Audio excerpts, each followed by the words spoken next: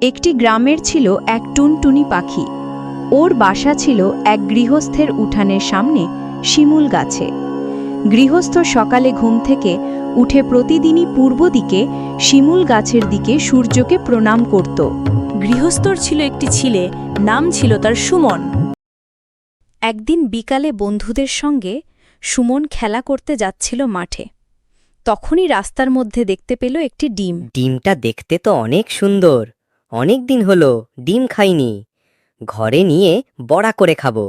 না তাড়াতাড়ি ঘরে ফিরে যাই, নইলে কেউ দেখে ফেললে নিয়ে যাবে। তখনই সুমন ডিমটা নিয়ে ঘরের দিকদা যেতে লাগল। ঘরে যেতেই গাছের থেকে টুনটুনি পাখি সুমনের হাতে ডিমটা দেখে ফেলল।